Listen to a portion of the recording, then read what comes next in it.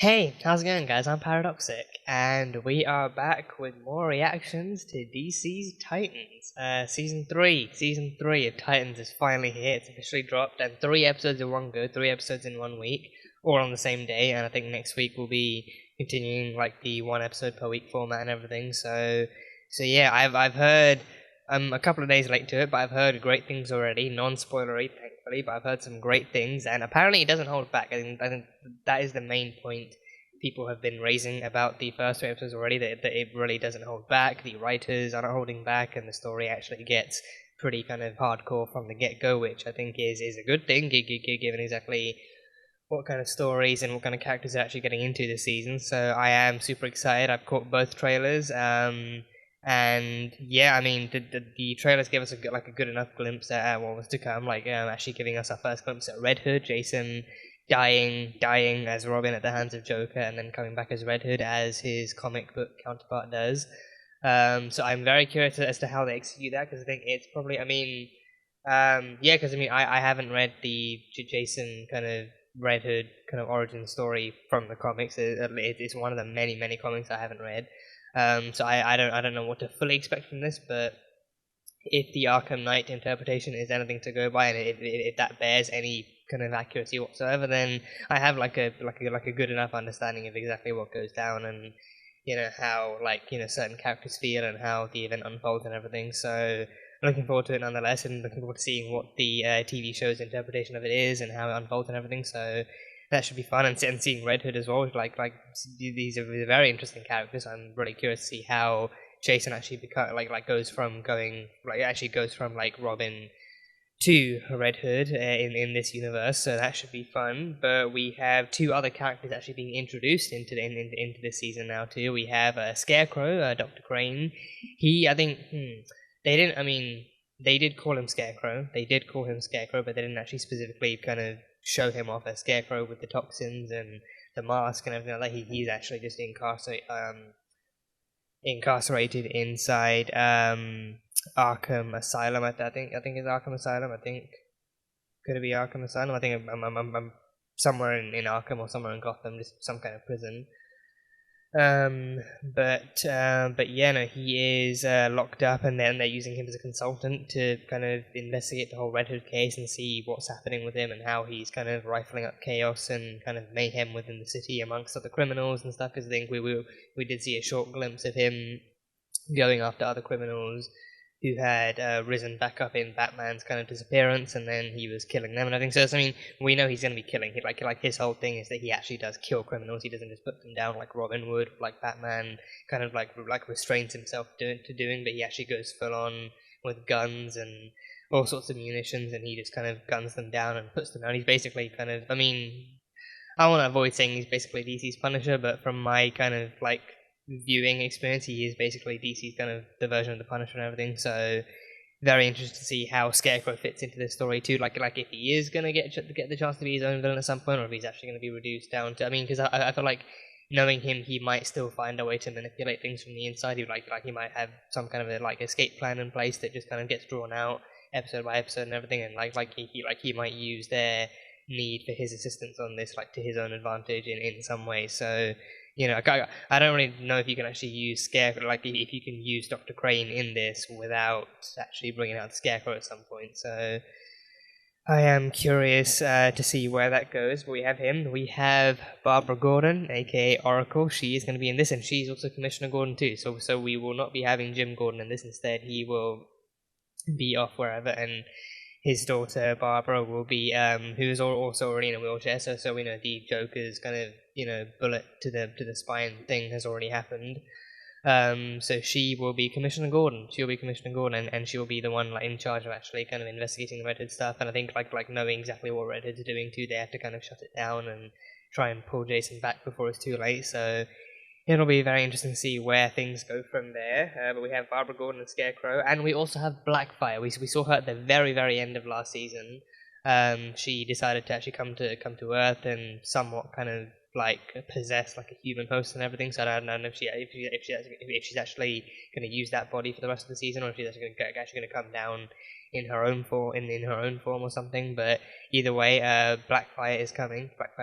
So I think very intrigued to see where they continue with the story between her and Starfire, and how the whole Tamaran stuff goes down, and how they explore more of their background and their future, and what the season kind of holds for them, and their suits look immaculate too. Like the costumes in this like new season actually look really on point, and I'm really excited to see them in action in fight scenes, and even just like in general scenes too. So, and hopefully they improve some of the color grading, because I think we can all agree the color grading in season 2 for the most part wasn't wasn't the best, or wasn't really the most kind of visually or aesthetically pleasing. So hopefully they can actually kind of improve the color. I mean, the blue filter, I mean, if you're going to use it in a better way and use it at better times, because like almost every scene kind of had like a kind of unnecessary blue filter to it that didn't really kind of improve much, or wasn't really too good to look at. So if you're going to use it better and use it at the right times. But otherwise, actually let some characters glow, and let some characters kind of,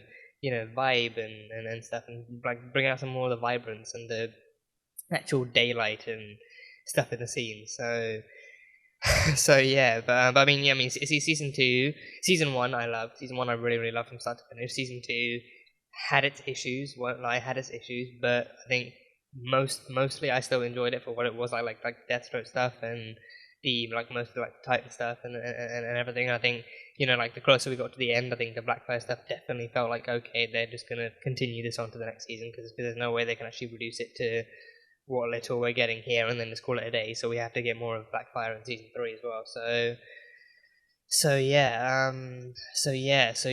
Season 3. I think pretty much everyone who watched season 2 kind of hoped that season 3 would fix a lot of like what people didn't like in season 2, and then there would be a massive improvement. So again, trailer looked promising. So hopefully the season can deliver. And I mean, again, I've heard nothing but good things from the first 3 episodes alone. So hopefully we should get something good and something watchable and something enjoyable. So yeah, and Donna. Hopefully Donna comes back. She had.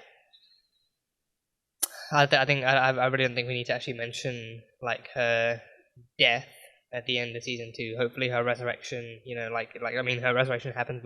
We've seen that her resurrection does happen, because we've seen her in the trailer. So hopefully, once she's resurrected, she can actually come back, and they can do her resurrection even more justice than what they tried to call a death scene. But Donna is coming back, and Rachel has gone to Themyscira to help bring her back. So I think we're going to be doing a bit more exploration of Rachel and then Raven, and then what her powers are, and what she can do and everything. So seeing her on Themyscira should be cool. I wonder if she's also going to get in any like actual combat training too, because like being around the Amazons, it would kind of be irresistible to kind of somewhat train with the Themyscirans too, and actually, or with the Amazons, I should say, and actually learn to fight with them and learn to actually be with them and everything. So I'm curious. I'm curious as to what she might pick up other than Donna, and like actually picking her back up from death and everything. So that should be fun. And then we have, I think, a bit of Hank and Dawn. I think the finale kind of had Hank and Dawn separating as people, but then they still kind of contemplated being Hawk and Dove together. So I do wonder how that relationship's going to kind of continue into the season. Like if they are still going to try and be Hawk and Dove, but then Hank and Dawn, they're not really dating anymore. They're not really together. They're just kind of, they're just assembling when superhero needs to be done, and then they're kind of going their separate ways after that. But yeah, I am curious. On that end, but it should be fun to watch as all these different things unfold and all these different things actually come together in this season. So yeah, that is pretty much everything I've picked up from the last season. So now we're also in Gotham, and we will also, I just remembered, we'll also be seeing Tim Drake. I didn't know who that kid was in the trailer, but I then later on found out he is actually Tim Drake. He is actually meant to be Tim Drake. So they are bringing in a new Robin. One Robin left in season 1. They brought another one in. One Robin leaves in season 3, and now they're bringing like another one. So they're actually just cycling through all the different Robins they've had. So Dick Grayson to Jason Todd to Tim Drake. So I think Dick might have been the first one in. That does sound like a fairly accurate cycle. I think Dick was the first Robin in the comics, and then Jason came after him, and then he died, and then we've had, I think there's also been a girl as well. Like I think there's also one point where a girl, not Barbara, but another girl actually did join their ranks as Robin for a while. I don't know how long that was, or when that was, or who it was, but to my knowledge, there was actually a female Robin. So yeah, I don't know if they're gonna explore that in this, or if that's something exclusive to the comics, or what it's going to be, but they are bringing in Tim Drake. So I'm curious. And I think he doesn't really. I think Tim Drake. I think in the comics too. Well, I mean, you know, I'll leave that for the actual end of the episode. If they actually do bring him up here, I'm not going to talk too much about that right now. But if they do bring him up here, then I'll mention at the end of the episode. But yeah, that is definitely, that's pretty much all I've got from any kind of season speculation. So on to season 3, episode 1 of Titans, on to the reaction. And as you guys all know by now, this will just be the fair use reaction with the highlights and the best bits and everything. But if you want the full length reaction, then that one will be available over on Patreon, so you can go check that out over there. That'll be just as much fun. But yeah, on to Titans, season 3, episode 1. Let's go. Stand down, Jason. Bruce, Stand down. Bruce, listen to me. I got this. Oh god, what's that? Oh, does he still have PTSD? I'm not afraid of anything anymore. Oh, Jason. So is he taking like some kind of medication? Like, because I think he has like PTSD from almost dying, right? Whoa. Some kind of performance enhancers? Fuck the Joker. Fuck the Joker. Wow. He really is a Robin. He really is a Robin. First fuck Batman and now fuck the Joker. Okay, how brutal is this going to be? Because I feel like the trailer definitely toned it down. How brutal is this going to be? Oh, jeez. Oh. Oh. Oh. Oh, God.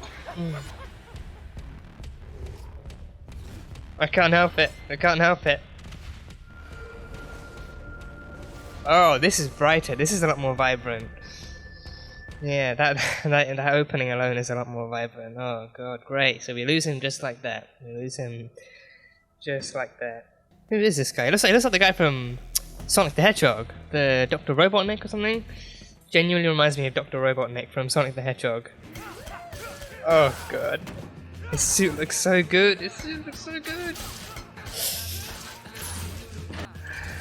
Oh, he looks so good. He looks so good. Just one. Oh, damn. Oh.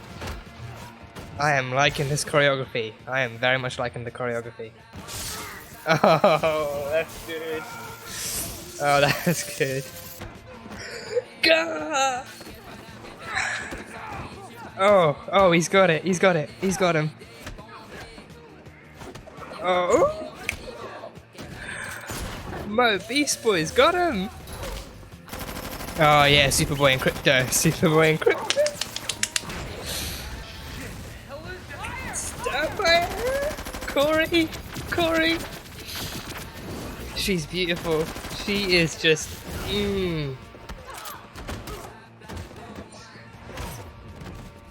I know. I'm hot. Step on me, please, just step on me. Set me on fire and step on me. I'm sorry, it had to be said. It had to be said. It just had to be said. Hey there, big guy. Oh. Oh. I love the Titans. I love the Titans. I love the damn Titans. Crypto, speak. Crypto can speak. Oh, a super bark. Oh, a supersonic bark. Good boy. Good boy. Good dog, Crypto. Good dog. Oh god, I love these people. I love them. Best opening so far. Best opening so far. Excuse me, Superboy, yeah. Can I get your Oh, autograph? I want an autograph from Superboy. You'll want mine too, right? Beast Boy, come on. I'm good. It's hard to top a super. He's a beast. You heard the man. It's hard You, to top a super. nah, don't you dare slander Super. Unbelievable. Don't you dare We're live slander at the scene where Beast the Boy Titans like have that. Once again provided. Where's Nightwing? Is he up there? Um, Is he up there? He's he's up there. around. Yeah, I figured. Someone actually standing really ominously on the roof. I So figured sorry, I have to take that'd probably be him. Yeah. Thank you so much. Good to see Justin Cole, Las Vegas. Justin Colt. Disco lights and champagne. Oh, the guy that she hooked up with, almost hooked up with. Oh, Yeah, the Justin. guy she almost Hi. hooked up with, How are yeah. you? Her suit is fucking glorious. Her suit is Little glorious. champagne. Batman and I never waited around for the press back in Gotham. Maybe that's why the press was so bad. Maybe. It's way past curfew, kid. What are you doing out here? 24-hour delivery. Oh god, don't do this. Don't, no, he's just, Some don't. dumplings. On us. Batman's a sociopath in a rubber S&M outfit. Pick better heroes, kid. Yes, officer. That's what I thought. Go home, kid. It's not safe on the streets. Oh, trust me, you're very solid proof of that. You are solid proof of that. I think It is this, the Batman and Robin. yeah, I think this season is going to go that far too, to show that vigilantes, Titans, are doing a better job than the police at protecting the streets. Gotham Noodle House, oh, Golden Noodle House, excellent Gotham. Can't have people thinking my cousin's not put together, alright? Ah, they're cousins, okay. Batman's ally, Robin, was found dead tonight along with a security guard. The Joker, who was waiting for police, was taken in. Oh, he was waiting for the police, The wow. Joker was sent back to Arkham Asylum, where he escaped from earlier this So month. he literally waited for police and then gave himself in. Oh no. Now there might be crime in Gotham. Ah, Tim, I'm so sorry. yeah.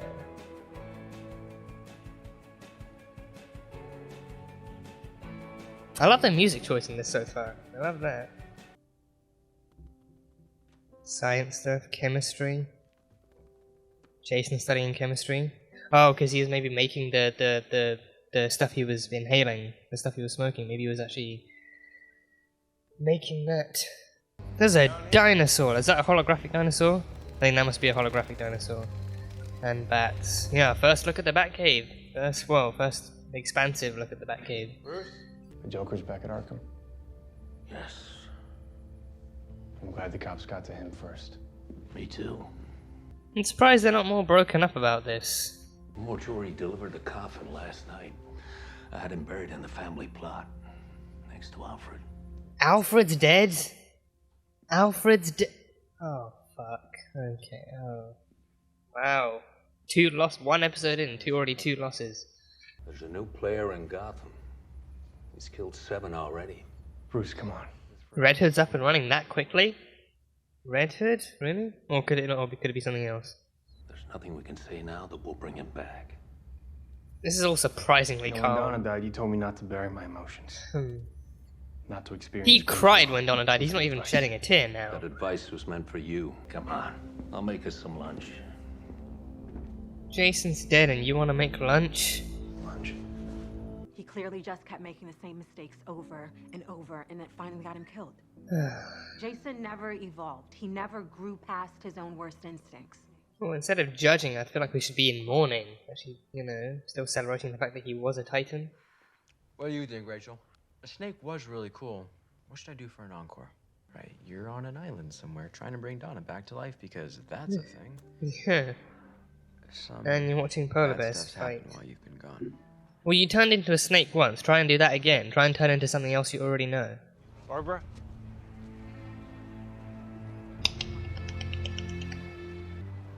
Welcome back to Gotham, Dick. I loved Jason.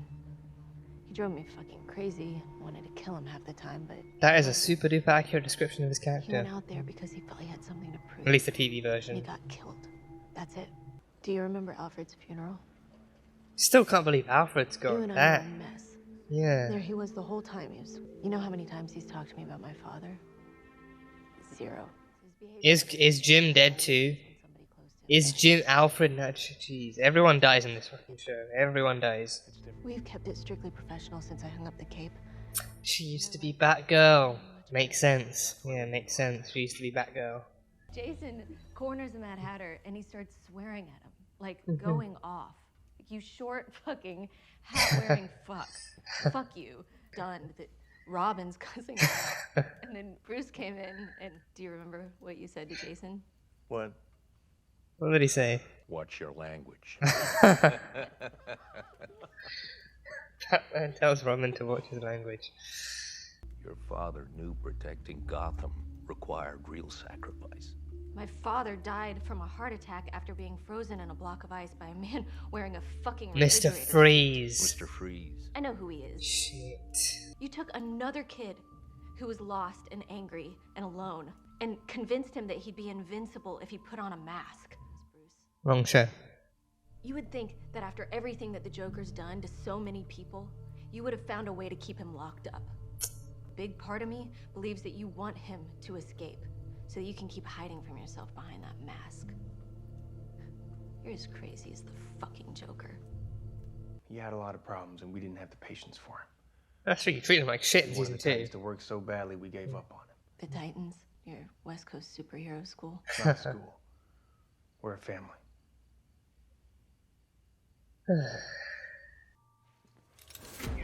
Oh, who is this? I sell in this building. I heard someone's cooking something new in here. I'm not selling drugs. Neither are you. Yeah. You come here peddling your shit again, I'll throw you at the fucking wall. You understand? Yeah. Yeah, that's right. Go ahead. Ooh, admit you sell drugs to Nightwing of all people. Chemical compound unknown. Unknown? Not even the Bat-Computer knows? What? Carrie Kelly. Daxton Chill. Stephanie Brown. Duke Thomas. The hell is all this? Who are these kids? Oh, potential new Robins. Who are they? Potential new Robins. How can you even think this is a good idea? Bruce, you are a do to them what you fucking did to me. maniac. So I'm guessing this is what pushed him over the edge, what sent him out there to get his fucking skull bashed in. I didn't know. You didn't know because you don't care. It doesn't matter to you. You were already looking for a fucking replacement. Probably not even 2 days, and he's already... You want to be Robin again? Oh, God. You know, Barb was right. You're just as bad as the Joker. You and he have been poisoning this city together. I can't do this alone. Then don't do it anymore, Bruce.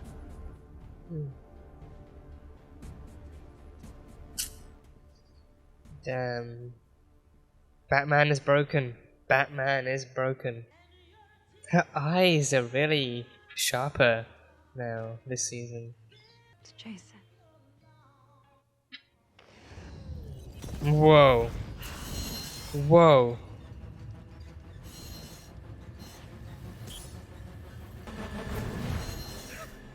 Corey? Corey? How the hell did she get transported outside?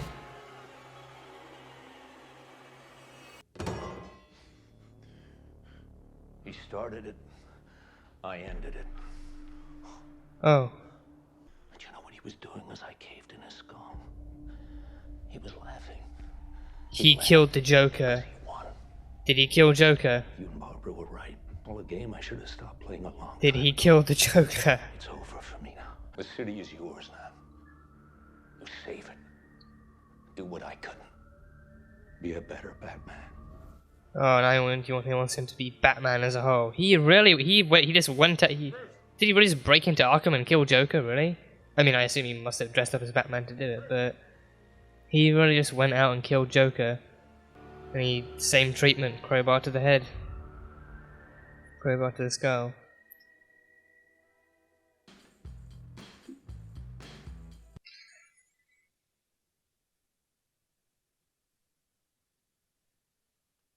Jesus. Jesus. Okay. Yeah, so, heavy opener.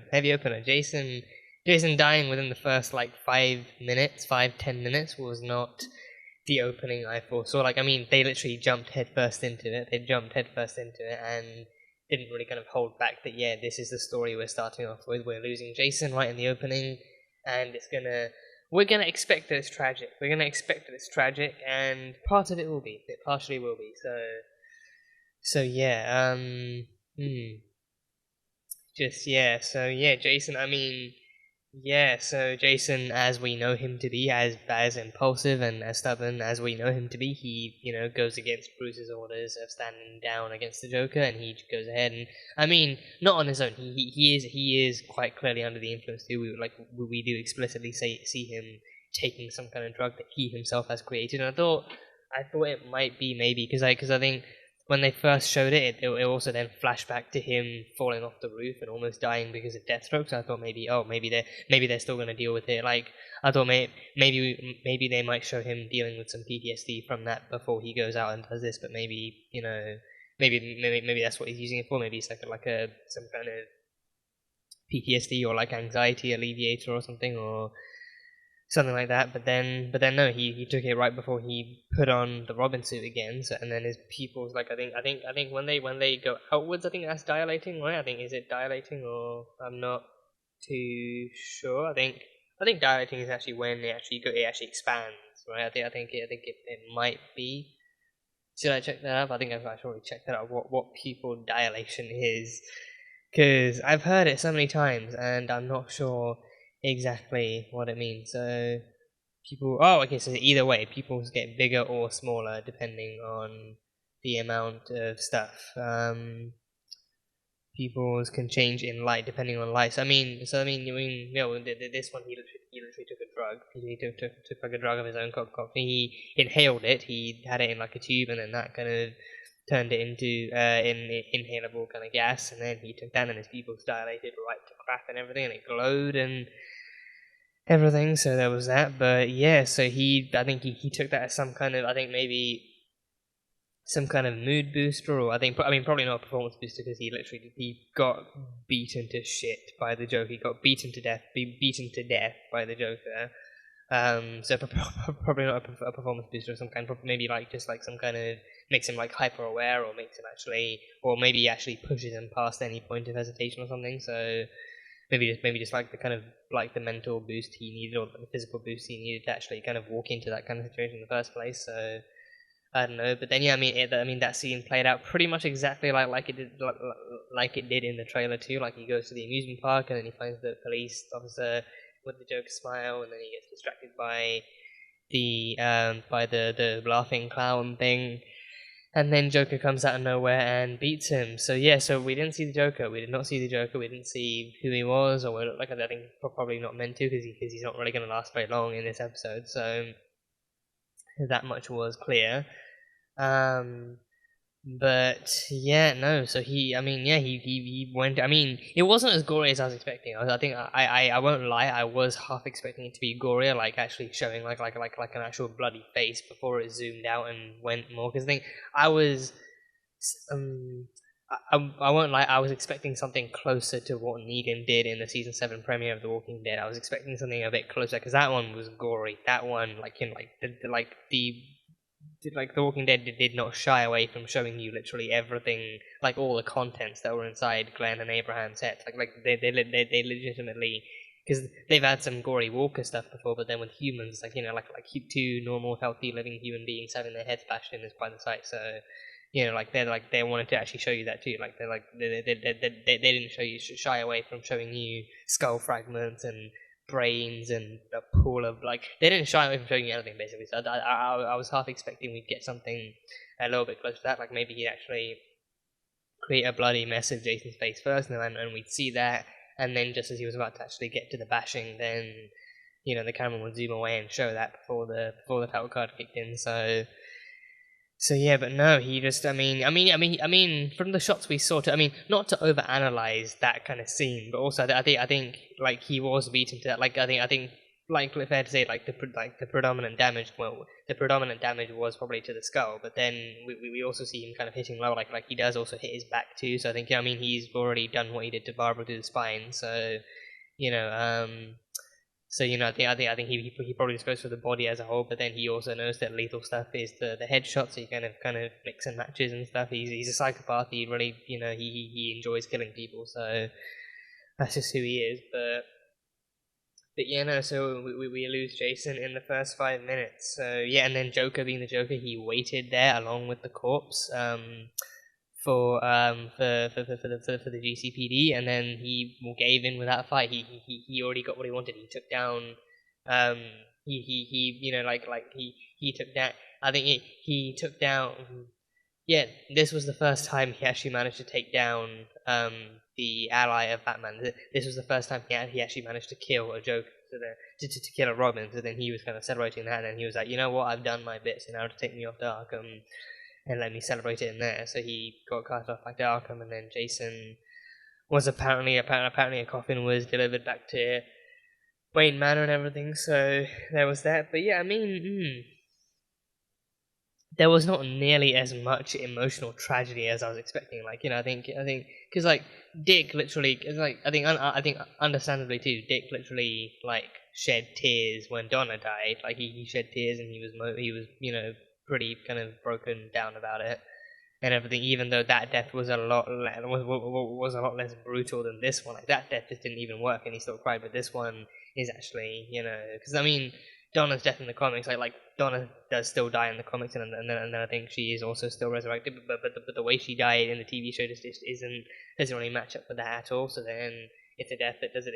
It's a death that I mean, I guess within the story, the characters are still kind of upset they lost someone, but there's that, and then but then with this one, it's like like it's a death that makes a lot more sense too. Like a human being, like a human being being killed by the Joker makes sense. He's killed tons of people, tons of innocent non-vigilante people before, but now he's actually taken down a vigilante too. He's taken down the ally of Batman. So with this one, you'd think there'd be more tears, more sadness, and the only people who looked even remotely sad were Gar, Beast Boy, Gar, Crypto, Connor, and Corey too. So like they were the only ones who looked even remotely sad. So no tears for Jason, no kind of very little emotion. Like Bruce, I mean, with Bruce, his lack of emotion, him being Bruce and him being Batman, it makes sense. And then but then with Dick, it's like he's angry, he's kind of remorseful that he couldn't do something more, and there's all that stuff. But then there's just not as much. I think it's because of the fact that he's going to come back later on too. So like we as the audience can't really kind of adapt too much to him being gone, because we know he's returning as Red Hood later on down the line. But then still, it's like they like the characters themselves don't know. Like they are meant to be fully under the impression that Jason is gone and he's never coming back. So you'd think there'd be more to it. I mean, to be fair, though, everyone does grieve in their own way. Everyone definitely does grieve in their own way. Like some people do cry, some people don't cry, some people don't cry straight away. Everyone has their own way of dealing with things in their own process. But I think at the same time, it's like the mourning. I feel like the mourning just very barely happened here at all. Like they jumped. I think Dick especially jumped straight into investigating what was happening. Like once he found out that Jason was reading chemistry, he was like, "Wow, that's the weirdest thing that kid's ever done. I've got to find out what he was doing that for." And stuff like instead of actually taking the time to actually remember him as Jason and to remember him as Robin, it's just like okay, well, I mean, I guess it makes clues. Like, okay, if he was actually doing something weird that you're not expecting, then maybe look into it, maybe try something. But I don't know. It's like the mourning or lack thereof just kind of felt kind of like a weird opener, and like especially character wise too. But I don't know. I guess it's because they're kind of trying to spend more time building up to Red Hood 2, which they already did. Like 8 bodies already found, like their heads wrapped in cellophane. So I mean that must be Red Hood already. I mean that's also surprising too. Like he's not been dead for like he's been dead like barely a night, and he's already kind of resurrected himself like faster than Jesus. He's resurrected himself faster than Jesus, and he's already out there killing people now. So I mean I trust that's got to be Red Hood. That's got to be Red Hood. So yeah, I don't know, but either way, Jason died. Either way, Jason did die. So let's look forward to Red Hood then. Let's look forward to Red Hood. And then we move back to San Francisco. So not Chicago. I think I mentioned Chicago. I think in the reaction or something. I think I probably mentioned like Chicago in the reaction. So not they weren't. I think no, they weren't in Chicago. They were in San Francisco. They were always the Titans Tower is based in San Francisco.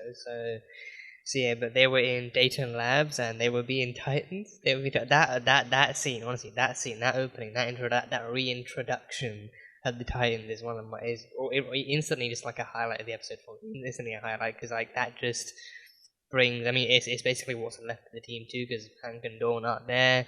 Donna is yet to return. Mickey is trying to get her to return. I think Jason is already dead by that point too, or I think that scene must take place at the same time as Jason doing that thing, because then Dick gets the call at the end. So yeah, that's just what's left of the Titans, and Titans are doing their Titans business. It's just such a cool opening, such a cool introduction, reintroduction, such a cool fight scene too, and it's like it just highlights, it's like the pinnacle of Jason screaming "Titans are back, bitches!" into the actual into the newsfeed in the beginning of season 2. So that is the pinnacle of Titans are back, bitches.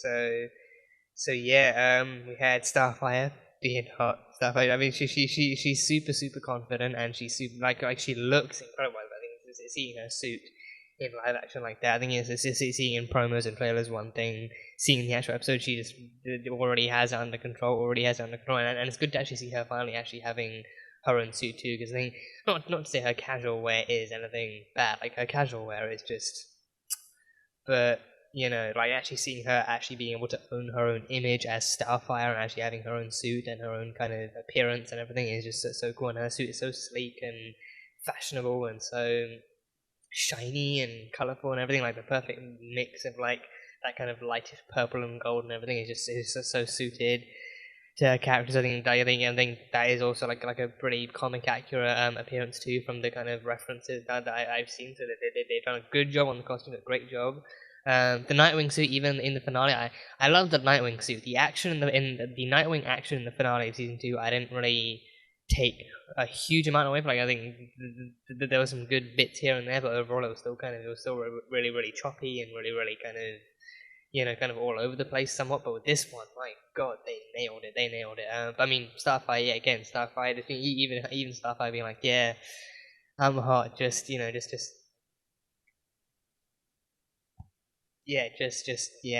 she step on me, set me alight, and then step on me. That is what I want Starfire to do. So yeah, it's a good thing I've got the fan on. But no, Starfire is amazing, and I genuinely cannot wait to see what more Starfire and Coriander's content they want to give us. I think Corey had like her own thing at the end there, which I'll get into later on. But Starfire, her combat as Starfire, she just kind of just got the fire blast and the actual physical combat on lockdown too. So the choreography is already looking better. The choreography in this opening episode is already looking miles better. So can't wait to see what the future fight scenes are like. So we had Starfire, we had Nightwing too. I think Nightwing seemed a lot witty too. Like as Nightwing, Dick actually seemed a lot wittier too. He actually seemed a lot wittier with his actual kind of with his body language and his kind of his motions and even his like dialogue later on too. Like him like initially using two escrow mistakes and then sticking one in and be like, okay, you know what, I'll go easy on you. I'll just use one. Then he still beats the crap out of them. And then I think the even cooler trick, like him actually, like him knowing they're actually going to be like in contact with the handrails and him just like electrifying the handrails as he walks down and just be like, yeah, I'm just going to let electricity and metal do the work for me. I'm just going to like lay back and let nature take its course. So yeah, already loving Nightwing. Already really loving Nightwing. In this, and I think Dick definitely had the kind of heavier kind of content and material in this episode. So going to be interesting to see how those kinds of personalities mesh. But yeah, I mean Nightwing. I mean, yeah, he as Nightwing, he didn't really kind of respond to the public. I think it was mainly Corey, Starfire, and Beast Boy and Superboy who actually went and responded to the public. They actually spoke to the cops and they spoke to the press and everything. And I think like Dick made a point to say, like back in Gotham, him and Batman never really stuck around to talk to the press. They never really. I think for Batman especially that would make so much sense because I think he definitely prides himself on actually staying in the shadows and disappearing as soon as you turn your back, and also coming out the shadows when you least expect it. So with Batman, he's never been that kind of hero. He's never been one to do the interviews or do quick chats or talks. Like he's just not that kind of person, let alone that kind of hero. Like he doesn't do it for the fame. Like he kind of cherishes and thrives in the kind of in the anonymity of being Batman. So like it makes sense that I think it makes sense also like him being Batman, him kind of passing on very very Batmanish kind of mentalities onto his proteges. He'd also kind of instill that too, like never stick around, don't waste time doing all the press stuff. We don't do this for the fame or the glory. We do this to protect the city and to fight the evil and Gotham and all that and everything. So I think it's kind of fun seeing that Dick still has that instilled in him too. Like he's no longer Robin; he's definitely just himself. Like he's very much adopted and taken on his own mantle of Nightwing, but then he still kind of has that kind of mentality instilled in him. So I'm wondering if as the episodes go down, if he's actually going to end up dropping that one too. Like maybe if he actually wants to be more of a people person than Bruce ever was, or more than Batman ever was, and he wants to be like a hero for the people who actually connects with the people and stuff like that. But I guess we'll see. I guess we will see. But that was Nightwing. We had Crypto. Crypto has a super buck. Actually, I was solidly confused for a second when Connor said Crypto speak, and I was like, is he like I mean, he's Kryptonian. Can he's an alien dog? Can he actually? Is he going to attempt to put the fucking guns down and run away, or what's he going to do? But no, he just lets out like a super bark, like a supersonic bark, and just disables the guy's eardrums and gives him semi-permanent tinnitus or something. And then but he has a super bark, he has a supersonic bark that he can let go, and then even Nightwing being like, good dog, Crypto, good boy. You can get some super Scooby snacks later on or something, but. No, so Crypto's super cool. Even him and Connor using their own kind of bulletproofness for cover again for Gar earlier on. That teamwork was cool. And Connor, I think Connor definitely has like longer hair, and he's kind of donning the shirt a bit more now, and he's actually using that Superboy kind of thing. So that's really cool. So and Gar as well. Gar has moves. They are giving Gar some combat this episode. I really want to see Gar fighting. We had like a little bit of a tease, like after he had actually been training with the Titans in season 2, we had like one scene, I think, pretty much one scene where he actually fought in human form, and he had some good moves, and then he actually immediately tigered out and everything. So I'm hoping we can see more of Connor and Ryan Potter himself actually being able to put in some of that kind of choreographer training that he has undoubtedly gotten for the season. So hopefully Gar can get some sweet moves in before he tigers out, and then once he does tiger out, he can actually get some sweet moves there as well. But I think Gar does also want to actually. I think he's having like imaginary conversations with Rachel in his head after finding out that Jason is gone, and then he does mention wanting to be able to actually not only like the slander of her being told that being told that it's apparently hard to top Superboy, like Beast Boy is nothing. No, I will not be accepting any Beast Boy slander in this season. Okay, I want to see people acknowledging him, admiring him, respecting him first and foremost, and I want to see him being able to unleash his like the full extent of his power in this season. Because if they're saying that the stakes are higher than ever before, then there's no reason to not have him either tiger out more often or even actually have him transform into other animals. So I think it seems like pretty apt kind of foreshadowing that he is literally watching clips of animals fighting and animals kind of in various kind of fight or flight situations, and he's watching other animals in general, so then maybe that way he can actually study how to transform into more. Because I think maybe if he actually does manage to transform into more, then more people will know, because then I think his predominant color is always green, so I think a green tiger, I think people get used to that very quickly. But then if you actually expand the roster, like expand the inventory, and then actually learn to transform into more things, then that way he can actually do some more stuff. And I think definitely him transforming into a snake at the end of at the beginning of season 1 was definitely at the beginning of season 2. That was definitely I feel like that was definitely more of like a reflex, like him just trying to turn into anything he could at all, and then he managed to go into a snake. So I think they referenced that like once in season 2, the fact that he actually did manage to turn into something else, but then it was never brought up again, and then they never even explore it again. So season 3.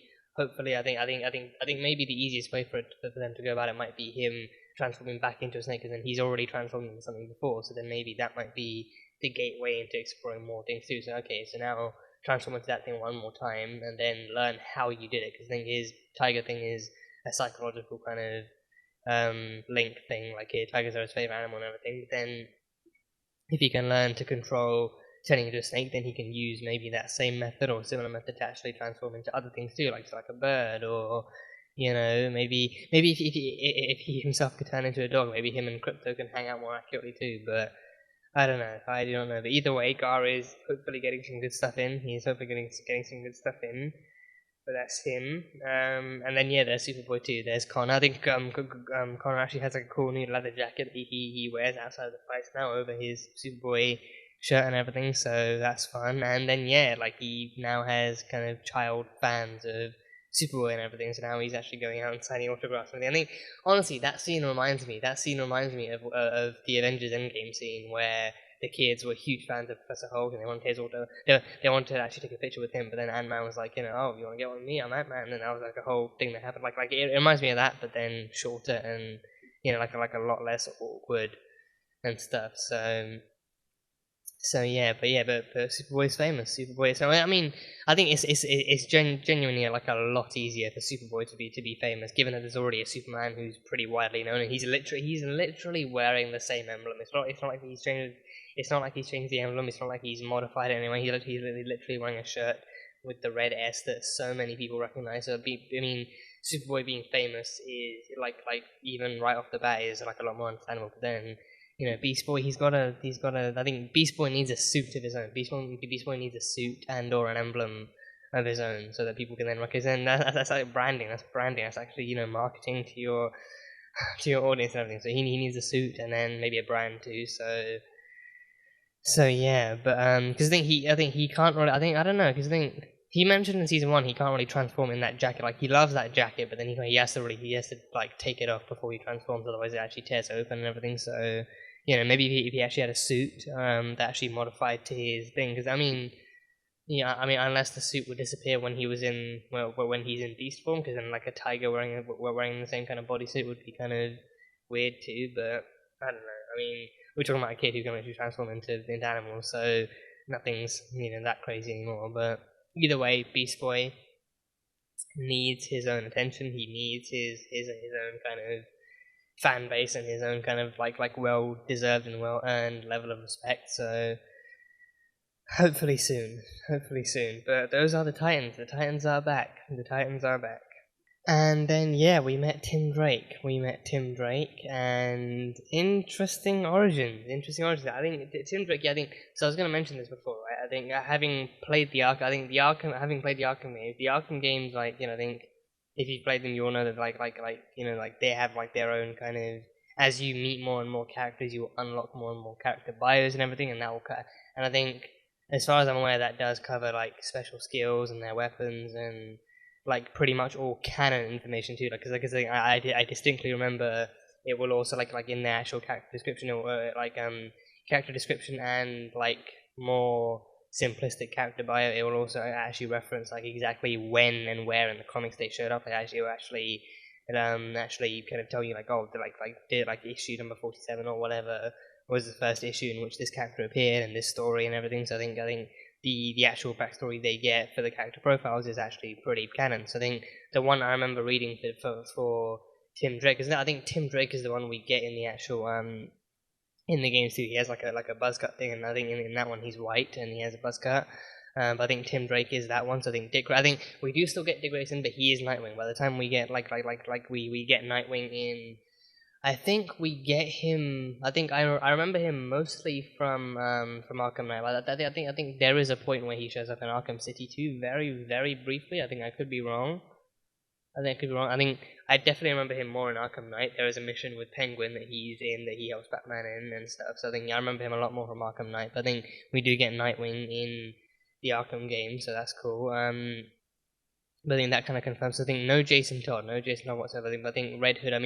Arkham. I think what's it called? I think Gotham Knights. It's called Gotham Knights. The video game coming out. So that one where Bruce dies, and then Nightwing and Robin and Batgirl and Red Hood all come together to help defend the city in his wake and everything. So that one we have all the actual the Bat kind of children of the family actually coming in to help save the city and everything. So I think Red Hood is Jason isn't in the Arkham series until Knight, because then that one does surround him starting off as the Arkham Knight and then actually eventually adopting the mantle of Red Hood afterwards and changing there and then. So Red Hood has a much more prominent kind of presence later on in the series. But then Tim Drake, I think the kind of bio I remember for him was that he came in. I think he came in after Dick. I remember reading he came in after Dick, and he they didn't actually know much about him, but then he he was actually a fan. He was actually like a lifelong fan of Batman and Robin, and to the point where he wanted to become Robin himself. So then he trained himself mentally and physically to actually become like the greatest, like as great of a detective as Batman and Robin were. and he trained himself physically too. He learned and kind of perfected his talents in like various martial arts and various kind of detective skills and investigative skills and solving crime and everything. So he actually trained himself to be the best Robin he could be, and then he eventually proved himself to Batman and Robin. And then once Dick then went on to become Nightwing, and then I think there was no mention of there was as far as I remember, there was no mention of Jason in it. I could be wrong, but there was no mention of Jason in it. So then I think because of that, he was actually already, and also because Dick was actually ready to move on to, then he was actually more than happy to recruit Tim onto the Bat family and then continue to train him in all of his Batman-y ways. So yeah, so this Tim Drake, I feel like he's maybe already different because there was no mention of family, so I don't know exactly how different he's going to be. But with this one, he has a family, and he's living, I think, maybe with like an adoptive mother and a birth father, and the mother's kind of cousin to maybe the mother's son or nephew or something. But he's living with a cousin, his father, and his mother too. So yeah, and then he works as a deliverer for his mother's dumplings. They were like a special kind of Chinese takeaway restaurant in Gotham, so he runs and delivers even like 24/7 delivery to 24-hour delivery. And then it being Gotham, being out past dark isn't really the best thing. But then even then, I think that scene had racial profiling stuff written all over it, so I feel like that may be something else we actually have to deal with in this show too. And like those cops, I mean, as soon as they rolled up, I was like, oh, really, this is really about to go down. I mean, it's Gotham as well, and I think the police force in Gotham is known to be rife with its own set of corruption, and like its corruption issues and all sorts of other issues and everything. So that I was like, you know what, I'm not surprised, but this is still I hate that this has to happen. This has to be shown. So apparently he's past curfew. I mean, it being Gotham, I feel like a curfew would not only be good, but it would also make sense too. But then, it's like, like they could just as easily have also like, it's like they just like, I think also because of him being him, like they went out their way to make it like to make it clear this isn't just a curfew. It's like, oh, we don't trust people who look like you, so we have to actually be extra thorough or something, and actually started searching his bag. And I think as soon as he actually reached into his trolley to the one officer, I think as far as I saw, just the one officer actually having his hand ready on the holster, like, oh wow, you really think he's gonna pull something out right here with two officers, like two armed officers, and he's gonna be like that stupid to try and pull them out, like just. Yeah, no, but he gave them free dumplings. They did not deserve those dumplings. They did not deserve those dumplings. They were just, judgmental, corrupt assholes, and they deserved. I mean, if they were going to get dumplings, then cold and 3-hour-old dumplings is the best they deserve. So really really low quality dumplings. But then they'd probably come and try and use that as an excuse to shut down the fucking restaurant. So no, but he then he tried to be as civil and as nice as he could be, and then even the other officer actually spotting the Batman symbol on his trolley, and then like actually chastising him for it, like, oh, Batman wears a rubber suit and runs around in a mask and everything, like he's not the real heroes, we're the real heroes, the ones who will do this, that, and the other. And then Tim initially wanting to actually correct them, but then be like, no, you know what, it's fine. A scene is the last thing I need. A scene is really the last thing I need here. So just yes, officer, go on your fucking way, officer. But yeah, I mean, that scene alone just kind of goes to show you exactly what kind of place Gotham is. And I'm very, very curious. I think I'm all the more curious as to whether or not Tim is actually going to become Robin in this, or if he's actually going to just kind of join the Titans in some way, or if he's going to do something. But because they killed Jason off and they introduced Tim Drake in the exact same episode, literally minutes apart. So they're already kind of doing they're already trying to actually lay the groundwork for actually kind of like having switcheroos happening and having replacements and transfers and all that kind of stuff happening. So I think it's honestly just like the way the story's flowing. Like again, like one other Robin leaves the cave, and then another one is actually kind of like shown to. I mean, we haven't really seen that he has potential. Like so far, we've just been introduced to him as Tim Drake. We have definitely only been introduced to him as a person so far. So I think until we actually see him in some kind of stressful situation or some kind of vigilante situation, like actually seeing him fight and seeing him kind of escape and seeing him do something, then maybe until then it's like it's best not to kind of judge or best to kind of like expect too much. But I'm definitely, I think I'm but I mean, eventually we'll see him as Robin, and I'm ready for that whenever. But I think I definitely do want to learn more about him as Tim Drake than anything else. I definitely do want to learn more about who he is, where he comes from, because I think that scene alone was very, very kind of short-ish, like no more than 5 or 6 minutes, and just kind of giving us the basics of, oh, he's a kid, he has a family, he works, he lives in Gotham, he lives in a roughish area, and he's treated like crap by the cops and everything, which is expected and everything. So pretty much like the bare bones of exactly who he is and where he comes from. But then I'm definitely looking forward to learning who he actually is deep down, what he wants to be, who he wants to be, like if he's actually got dreams ahead of actually. I mean, because we don't even know yet that he's aspiring to be a vigilante. Like we don't even know yet that he actually thinks of himself as a Robin. Like we don't know yet that he's actually training himself to become a Robin, or he's even actually thinking that as some kind of, not even like a career path, but just something to actually do with himself. Because we know, despite Bruce being like a multi-millionaire and everything, like we still know that he doesn't. Being a vigilante doesn't necessarily pay the bills. But then the Titans are lucky. The Titans are literally funded by Wayne Enterprises,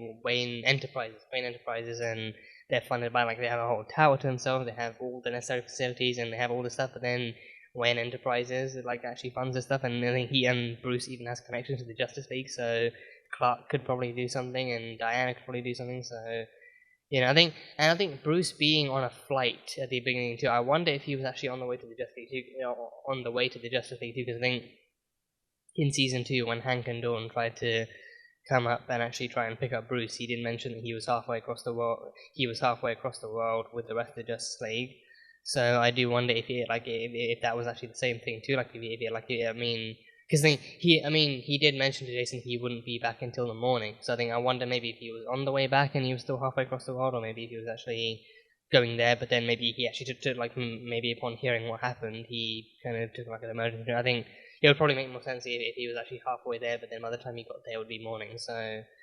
So yeah, and Bruce's private plane. I should not be surprised. I should not be surprised, and also I'm not surprised, but I'm still kind of shocked at how classy Bruce's private plane looks. Like you would not think that that's a plane. You would literally not think he's in a plane if that was the opening shot. Like if we didn't see the plane beforehand, I don't know if you would naturally think he was on a plane. Maybe just in a small room of the house or something, and maybe he was in the house and he was in the manor, and then Jason was in the Batcave, but then.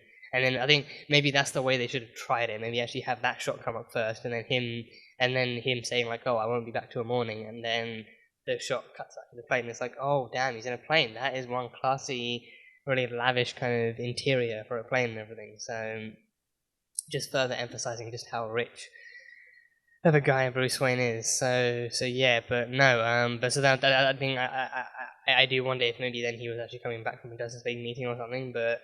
I suppose we'll never know. But yeah, no, Tim Drake. Yes, I think I definitely do want to actually see more of him as an actual person before. I think, and potentially before he even meets the Titans either. I think his first run-in with any of this kind of stuff and this kind of world will be definitely kind of maybe he's saved by the Titans. Maybe he actually gets caught in something he shouldn't have. Maybe he gets into some kind of trouble, and then the Titans actually come along and save him. Like maybe Nightwing comes and saves him, or Starfire, or someone else. But either way, definitely do want to learn more about Tim Drake, and then eventually leading into his kind of passion and his kind of admiration of all these superheroes and everything. So yeah, Tim Drake. So yeah, and I think so far the actor's done a great job too. So far the actor seems really kind of fit for it. Again, not really much to go on, but definitely intrigued to see more. So yeah. So that does make me wonder, is because even in the aftermath of the Titans taking down that kind of drug lab and everything, there was the whole thing of the news headlines reading Titans are San Francisco's guardian angels and everything. So I think that does make, because the Titans haven't operated in Gotham. And Gotham is known for being worse and darker and harsher and everything compared to San Francisco. So it does make me wonder if they are going to try and actually bring the Titans to Gotham, because then Gotham is where the stuff seems to be happening now, so then San Francisco can kind of maybe simmer down a bit, but then Gotham, I think the trailer and the kind of synopsis for season 3 does kind of focus a lot more on Gotham and stuff kind of being taken back to Gotham, so I think the Titans themselves have to be taken back to Gotham, and they have a Batcave they can easily operate out of there too, I think, which is probably even better than the stuff that they have at Titan's Tower and everything. So then they're going to bring them back there. But then B, if they're going to explore some kind of storyline where the Titans are praised and appreciated and actually not glorified, but actually applauded and appreciated and recognized better than the cops are, because I think the police force in Gotham, again, known to be corrupt, known to be just, the worst kind of law enforcement and justice system in the entire city and country and everything. So then if the Titans come in and then they start handling stuff, and they start handling stuff in the actual right way, and they start handling stuff in a way that's actually effective, and effective yet peaceful and civil, we haven't seen the Titans killing anybody. Even those guys at the drug lab, they didn't kill any one of them. They just used their powers to take them out and then lock them up and hand them over to the authorities as necessary and everything. So then if they start doing that here, then because then I don't know if they're going to explore stuff like police brutality in Gotham and stuff, and then be like, if when the Titans came over, and even if they suspected something, they never beat you to near death and lock you in a jail cell just for being a suspect of something. The Titans actually did something, and even the criminals, they didn't hurt them, they just kind of beat them up and then hand them over to the authorities and everything. So I wonder if they're going to actually do that kind of storyline where Titans, vigilantes, and especially superpowered people too, people who very much have the capabilities, we've seen Starfire literally roasting and incinerating people. Superboy could easily use his strength to kill someone, Crypto could easily do something, Gar has killed before and everything. So people who definitely have the much more explicit and sci-fi levels of abilities of actually killing, but then they don't kill, they actually use their powers to actually to maim at the very most, and actually try and minimize kind of actual kind of lethal damage and doing stuff. So then maybe if that kind of stuff leads to the people of Gotham actually appreciating the Titans more than the GCPD, and actually be we want the Titans, we don't want the PD waving their guns about and waving all their power about and doing all this kind of stuff and things like that. I'm curious as to if that might be the way it goes, because I trust that there are kind of stories in the comics that explore just how kind of corrupt Gotham is, but also the harshness of Gotham, both in terms of crime and also the law enforcement, police officers being corrupt, lawyers and judges, and the whole justice system being kind of upside down and doing all stuff. I trust that there are stories in there and arcs in there that actually explore what is done and what needs to be done, and how how heroes and stuff actually respond to that too. So I'm curious as to whether or not that gets covered. There's something, especially for Red Hood too, for Jason, because Jason himself, even in the beginning of this episode, he doesn't even call the police officers cops or police officers or detectives or whatever. He just calls them pigs. He calls all the cops pigs. And even season 1, one of the things he tells Dick too is that they'd be cops are two. I can't remember exactly how it goes, but I think he says something along the lines of cops are two things. They're either stupid or they're dirty, or that's it. They're either stupid, so they're either stupid. Because he said the cops, as usual, GCP ran into a dead end. So then they actually visited Bruce, and they visited Batman about the files on the old circus people that worked with Dick and everything. So I think for Jason, and I think Jason too, he's been a victim of police brutality too. He was he actually talked about how the cops back in Gotham used to kick the crap out of him every night when he was sleeping on the streets and everything. So he's been a victim of police brutality himself. But then he's also I think he's also kind of seen that police can't really either can't do something because they're underskilled or underfunded, but then well, not underfunded, but they either can't do it because for him, again, stupid cops, or they're dirty, so then they either roll with the crime or kind of get in kind of tussles with the crime and with the criminals and everything, and they're either stupid or dirty. So for him, there are really no good cops, no good members of law enforcement. So I think for him becoming Red Hood too, for him, he would believe, and I think he would believe, and yeah, I think him becoming Red Hood, I think in that sense makes sense too, him enforcing his own belief of law enforcement. If you're a criminal that actively harms people, and especially exactly what kind of criminal you are. If you're a murderer, a rapist, just a violator of human rights in some way, a violator of human rights, human health, human well-being in some way. If you actively harm innocent people, then for him that means you're going 6 feet under. So then that's when he actually brings up the guns and everything else, and that's when he actually starts to actually take down that kind of criminal element. So then he would be of that mindset that that it's not enough to just lock them up. You need to put them down. You need to actually put them down. You need to make sure that there is no chance for them to actually get up again to see the sun in the morning and all that kind of jazz. So I am all the more after this. I am all the more intrigued, and I think that will also put it too, because I think that makes you wonder, right? I think I mentioned this in the trailer. I mentioned this in the trailer reaction.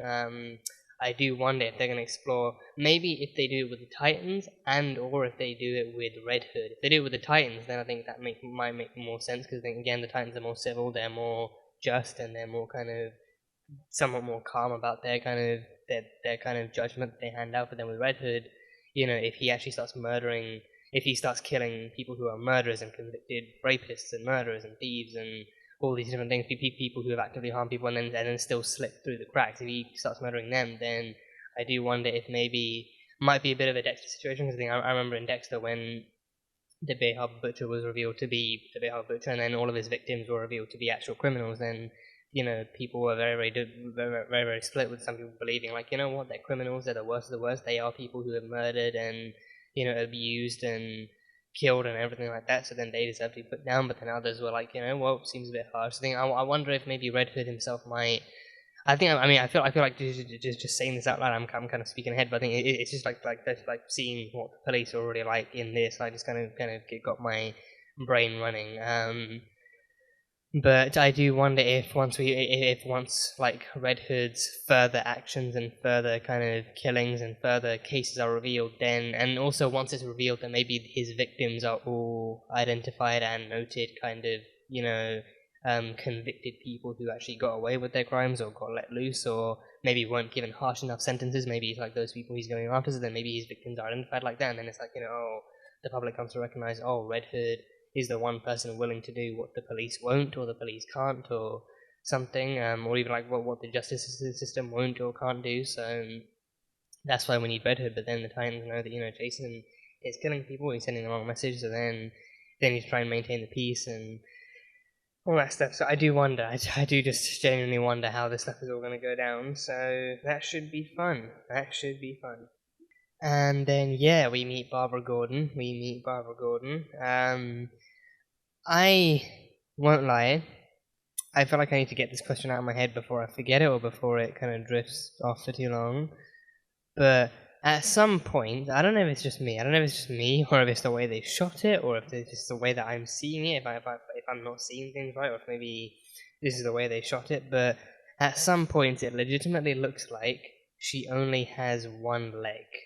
And it's like sat right in the middle of the chair too. Like, it's not like one leg on one of the sides, but it's like one leg just going straight down. So it legitimately, I think even in the posters I noticed it was like, maybe I saw it in the posters and I thought, oh, maybe that's just like a bad Photoshop job that's kind of gone wrong, or maybe something else. But then even looking back at the trailer, I thought, okay, that looks kind of okay. I think that looks kind of weird too. But I think again, maybe it's just like a promotional error. Maybe just like stuff happens. Maybe they just got it wrong. But then even watching this episode, I was like, no, that's definitely there. So it legitimately looks like she only has one leg. So I thought that's all the more reason for her to actually, you know, need access to a wheelchair and actually have to use a wheelchair to get around, because otherwise she'd probably, you know, be hopping along. But then even then, like the main reason for her injury and the main reason that she needs a wheelchair is because she was shot in the back, in the spine to be precise, by the Joker, which then, you know, denied her access to her legs and everything. But then she still had both legs. She still actually had, you know, both legs attached to her body, but just like that kind of connection was lost, and she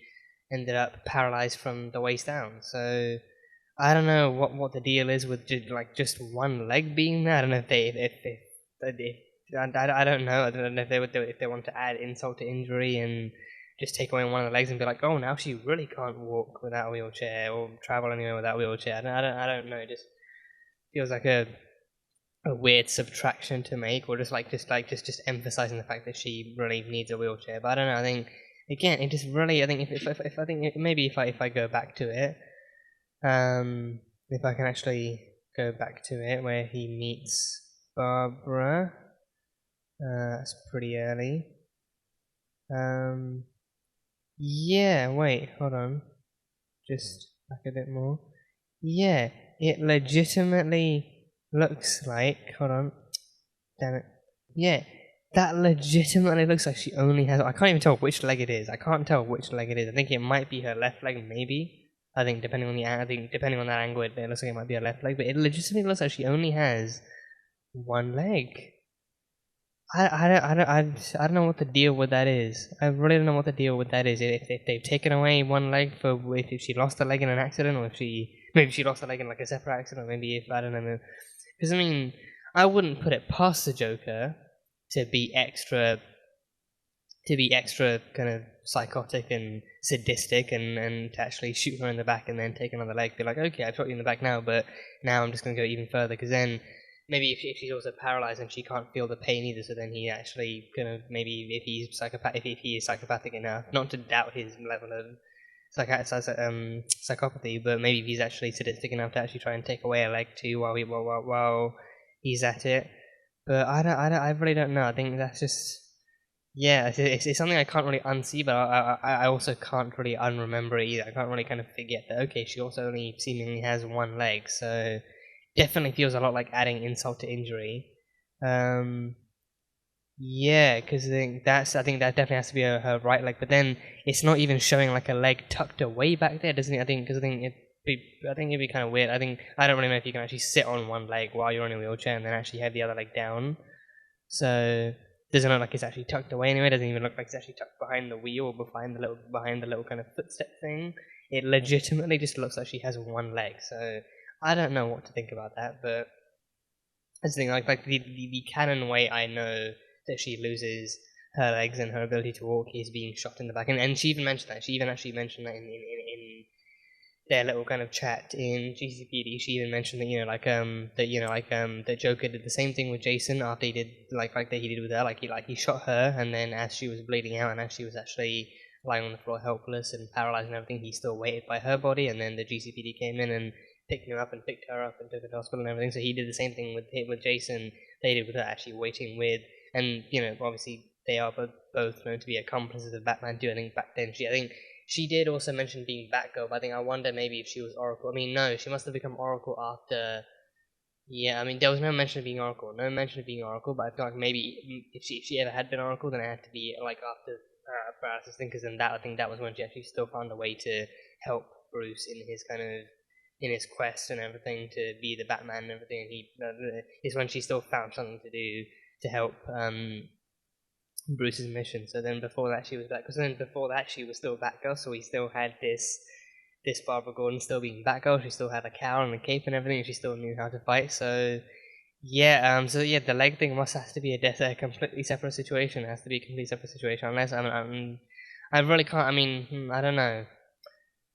I really didn't want to have to connect one leg with the whole Batgirl thing, but I don't know. I feel like that has to be like a separate accident thing, like a separate thing, or because I mean, she never even. I don't think she ever even mentioned Joker actually taking away a leg too, just for the fun of it, like because he is that kind of maniac too. So then maybe it's plausible too, but then she never really mentioned it happening. So I'm kind of gonna go on the safer assumption now that it was like a separate accident where she then literally physically lost one of her legs and it's gone now. But then that's just like adding extra insult to a pre-existing injury. So I don't know, but she used to be Batgirl. She used to be Batgirl of her own choice and her own accord and of her own drive and skill set and everything. So I do wonder if we'll ever get any flashbacks to that too. Maybe if we'll actually get flashbacks to her being Batgirl and actually her reminiscing about those times. But given how she feels, it's unlikely. So there's that. But yeah, she is now the commissioner, and it's pretty much her only choice now because Jim is dead.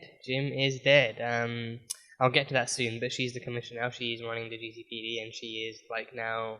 I think we've seen that she does actually lead the GCPD into this new Red Hood case, and is trying to investigate that and trying to take that case head on. But she feels very strongly towards Bruce. She feels very strongly, and I'm I am really glad she actually did what she did too. I'm really glad she actually gave him a piece of her mind, and she actually did go forward with that speech, because I think it's, especially knowing exactly what kind of character Bruce is too, I think it's also pretty entirely necessary too, because I think I think the points she raised, because I think it wasn't needlessly chastising Bruce or calling him mean or calling him unnecessary or whatever. It was actually accurately pointing out exactly what he does and what he did, and I think pretty much these are the same exact problems that Dick claimed to have against Bruce in season 1 too, and it was like he said it was like the whole reason he left Gotham and like he left Batman and stuff in the first place. And I think he still had trouble letting go of the Robin stuff, but then by the end of season 1 he managed to do that too.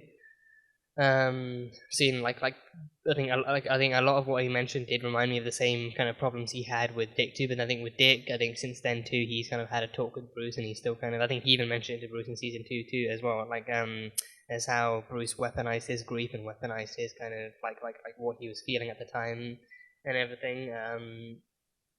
So like I think he himself, I think it's like.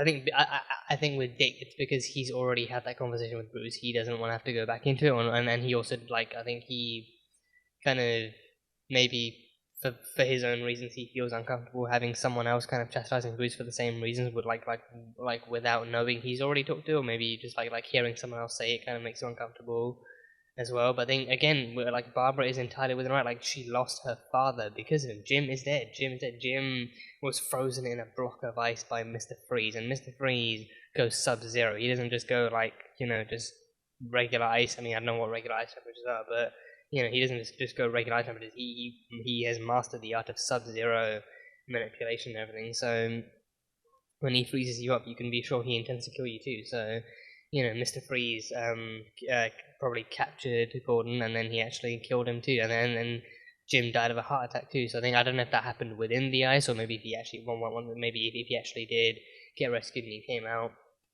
and then had a heart attack. But then either way, he died. She lost her father to like one of the many enemies that Batman had and the Batman created and everything. So yeah, I think it kind of reminds me of Civil War from Marvel. In the movie at least, the mother who blames Tony for her son's death, like Tony having created Ultron, but then like him creating Ultron, then leading into like a chain reaction of events that ends up with Sokovia being destroyed, but then her son was lost in Sokovia, so then she blames him and asks me who's going to avenge my son. And all that stuff. So I think it reminds me of that. But I think with this one, I think I feel like Barbara definitely kind of felt like she was holding herself back, but then deep down as well, she knew everything she was saying. She really felt from the heart, and she felt was true. But then she also didn't really need to attack him or do anything further than that. So then everything she said was true and from the heart, and she said what she needed to say. So then by that point, she was done with him. So yeah. And yeah, like the stuff she points out that this is what Bruce does to people. I think that sounds pretty incredibly accurate too. That sounds pretty incredibly accurate of like Bruce kind of. I think with the show too, it's been explored pretty explicitly with Dick too, like him drawing Dick, and I think especially like that letter we see him giving to Dick in that flashback, like that backstory kind of scene. Dick trying to escape, like I think multiple times, and then eventually coming back and being brought back and everything.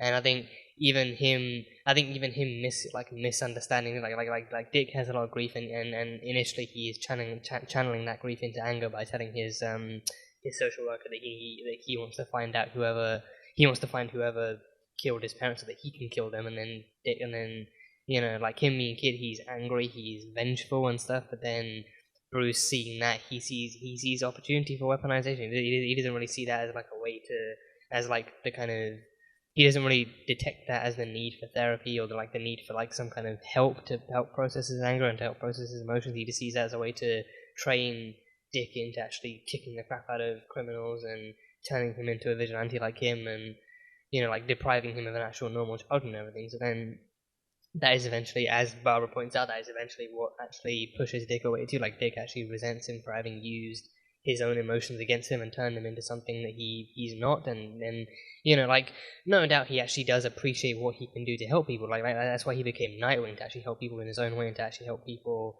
in that kind of like a less angry way. But then he also, I think that there is also, I think, and even season 1 we explored with I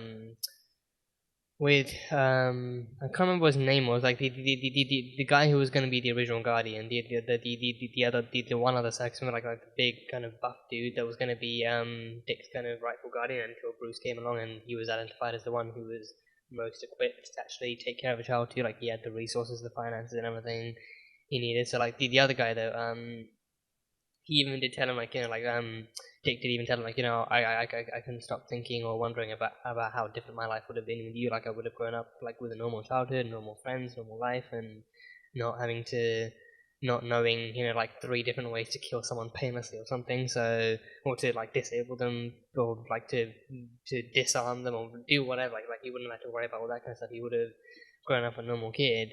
So then I think that kind of thing is what he misses most, and I think at this point, maybe, I think with Barbara having brought it up, maybe it's actually brought up those feelings in Dick too, and I think especially based on the ending too, he's kind of been able to actually be reminded that, Barbara was right, Bruce is like just like a bad influence with a lot of anger, and he's like he turned his own anger into a weapon, so then he just kind of assumes the same thing could be done for anyone else, but then it just doesn't really work like that, and especially with Jason too. Jason, he was also a kid who needed to be he was a kid who needed to be taught self-control more than anything else. He needed to be taught self-control, and Bruce couldn't teach him that, so that's why he sent him to Dick instead. Like Dick, not only because like Dick was his first protege, but also because Dick actually went his own path, and he actually found a way to channel his newfound abilities and his new kind of knowledge and strength himself, and he actually became Nightwing and everything. But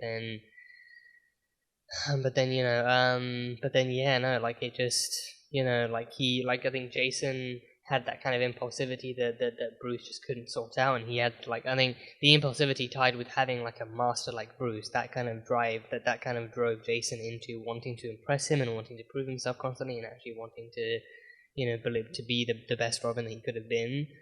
So it's like, he lacked self-control, but then he also just like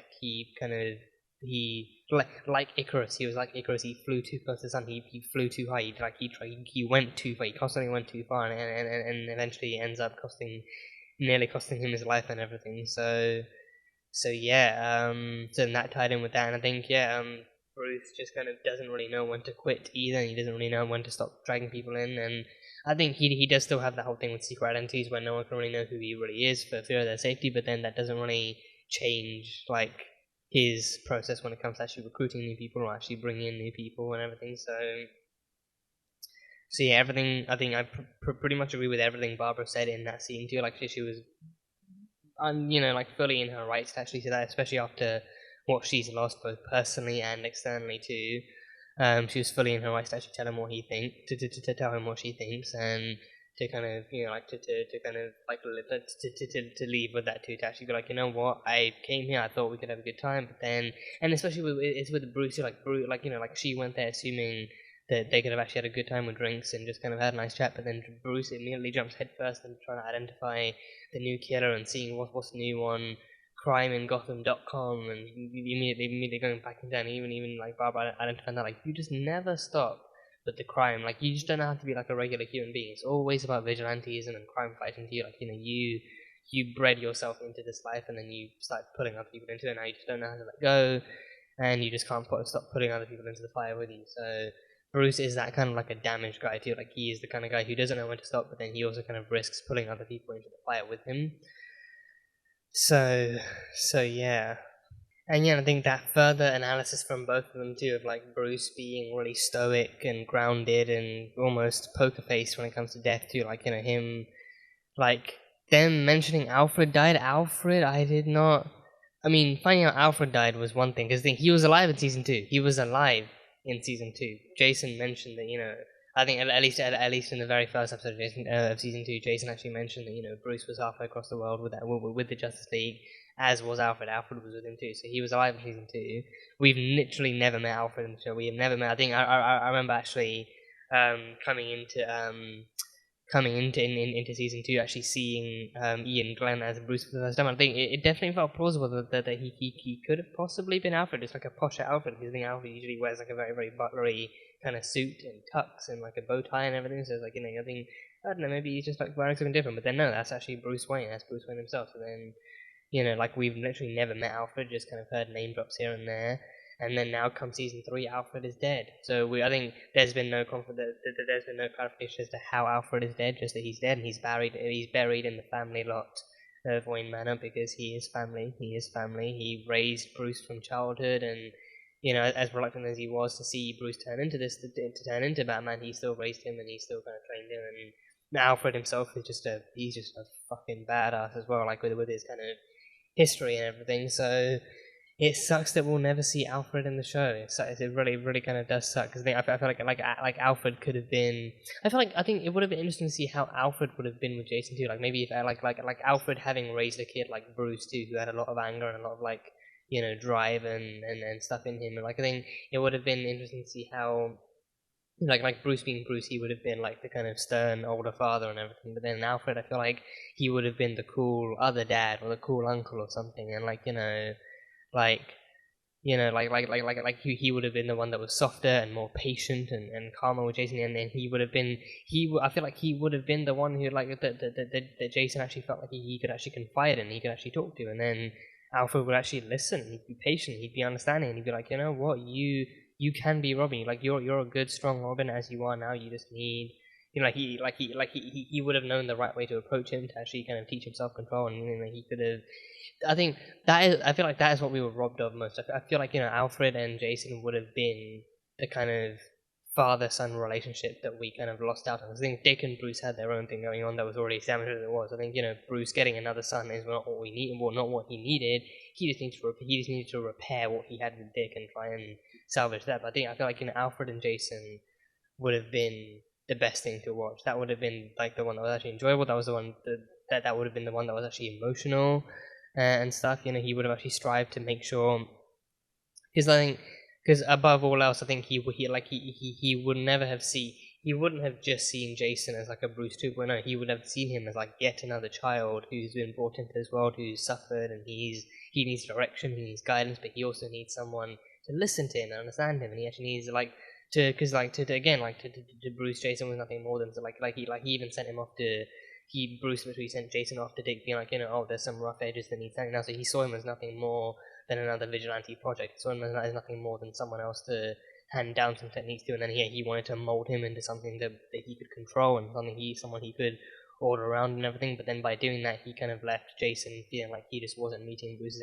expectations and everything. So then, I feel like if it was Jason and Alfred, then they would have gotten along so well. They would have actually gone along so well. So I feel like we've been robbed on both ends of that spectrum. With Alfred gone now, and now like Red Hood is unleashed. So now it's just so much is missing, so much is gone, and Jason would have vibed with Alfred so much. Like he would have actually Jason would have happily sat down for hours listening to Alfred reciting any war stories he had, any stories of his past of being. I think he was like a soldier or something in the British Army. I think so. He would have easily sat down for hours listening to Alfred like ramble on about his army stories and his old days and his war buddies and all that kind of stuff. He would have easily sat down listening to that, and they would have vibed and got along so well. And oh my god, now that would have been so good. That would have been genuinely so fun to see and so good to see. And I think because of that, if the show had actually done that, if they had actually given us that kind of history between them, then. And also kept Alfred alive, then Alfred would have been the key. Alfred would have been the key to actually understanding Red Hood and maybe seeing if there was actually any communicating with Jason while he was under that whole Red Hood mentality. But now we'll never have that. We just have to get stuck with Bruce and his lack of parenting skills and everything. So yeah, Alfred is gone. Alfred is dead. So yeah, and again, we don't fully know how it. I don't know if they mentioned how it happened. Just like the fact that Alfred was dead. Bruce mentioned it first that Alfred was that Jason was actually or at least Jason's coffin was actually buried next to Alfred. So I wonder if he actually did open the coffin up and then actually, he probably wouldn't, because he probably wouldn't want to push himself even further and actually trigger himself emotionally. But because then I think that would have, because then I wonder what's in the coffin. I think it's like if bodies are already dropping, I feel like that could be Red Hood. I think at the same time it's like on the more plausible side, if it is too early for Red Hood, then maybe, because I can't imagine I really can't imagine that Jason I really can't imagine that Jason is honestly going to actually claw his way out of the mud and the soil 6 feet under.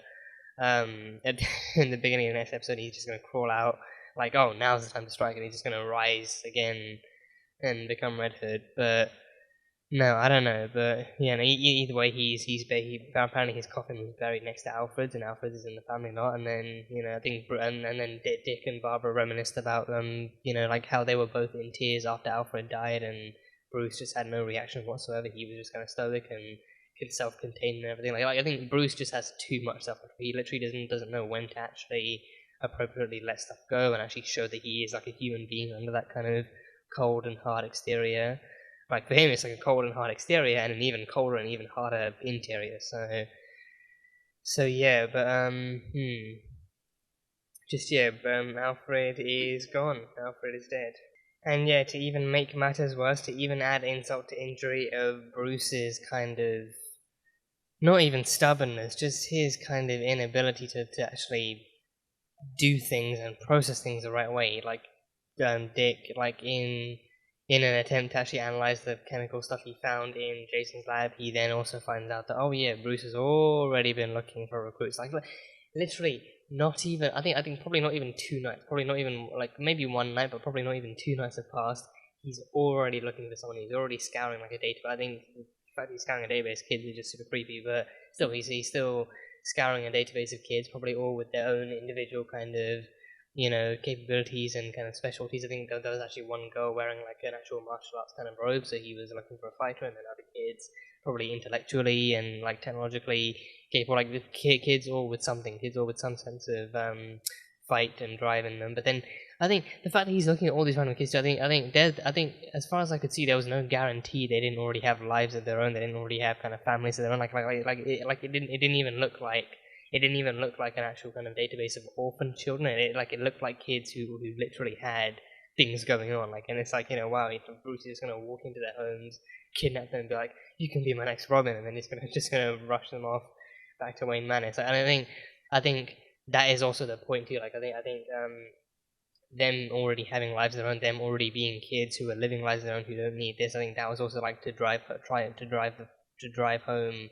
To even drive further home the point that Bruce literally just kind of he's looking for just about anyone now. He's looking for just about anyone. He even breaks down when Dick questions him and actually asks him what the fuck he's even thinking of doing, because not only is he recruiting, but then he's also he's not even actually taking the time to process Jason's death, and he's not even trying to take the time to acknowledge that what he did was wrong, or that he actually had some kind of helping hand in Jason going out there and getting himself killed. But then he's also just kind of still he's doing to Jason what he did to Dick with Dick. I think it was I think he met him like a week later, but I think in season one when we met him, Jason actually told Dick that he'd actually been working with Batman for a year, so like a year already, and then the year that Dick was in Chicago, I think it was Chicago, and then season one, the year that Dick was in Chicago, he was already kind of actually working with Jason and actually building up a new Robin and teaching him and training him and everything. So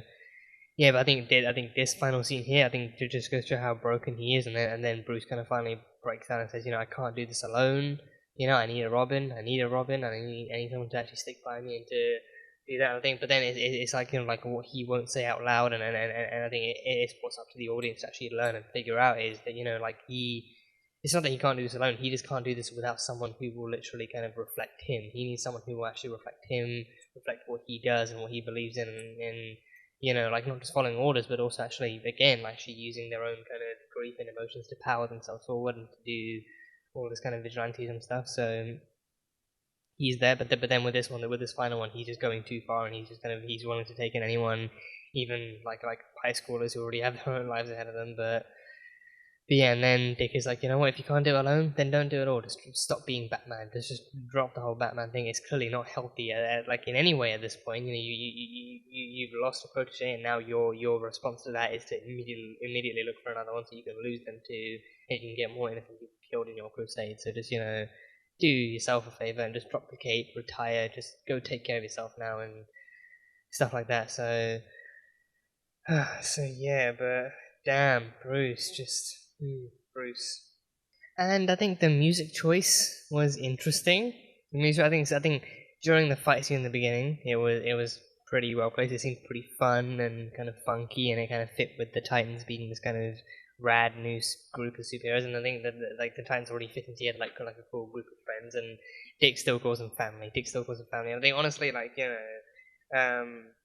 season 2, I think they were a very dysfunctional family. They were a very dysfunctional family with secrets and all sorts of lies and stuff coming out up front, so very, very dysfunctional family. So hopefully season 3 actually brings them together like they're supposed to, and then Dick is turning into Dominic Toretto. Dick is turning into into Dominic Toretto, just being like, Titans ain't friends, we're family and everything. So, I honestly just picked up on that, and also it's also pretty creditable to the new kind of the new influx of all the Dominic Toretto family memes that have come up. People just inserting Dominic Toretto into almost any kind of movie franchise whatsoever, and being like, oh, I don't need weapons, I don't need power, I don't need strength, I got family and everything. So Dick is turning into Dominic Toretto. Like, even this one episode, he just mentioned, like, Titans aren't West Coast superheroes, we're not friends, we're family and everything. So hopefully season 3 can actually bring them together in a familiar way and actually make them feel more like that. But no,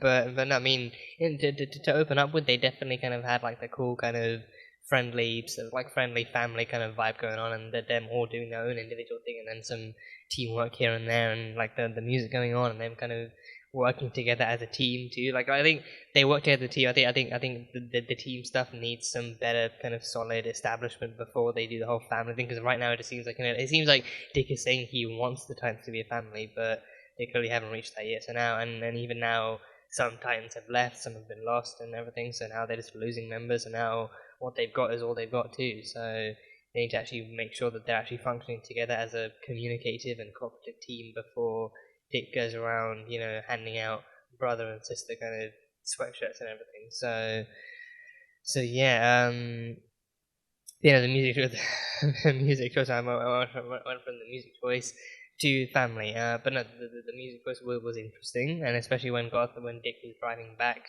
to Gotham, that was interesting. I think that kind of scene seemed like, I think some of it is, I think some of it can feel like, like in an episode of a CW show when they insert like a random pop song or like a random kind of slow song to like this, like to like any old random scene. I think that kind of music and that kind of editing is meant to kind of appeal more to like younger people too, like younger people who might appreciate that kind of music placement more, and also young people who might actually recognize the song more. I think that kind of editing is specific to that. I think sometimes the music can work, and other times it really can't. Because I feel like in that kind of scene, like some kind of emotional instrumental probably would have worked a bit better.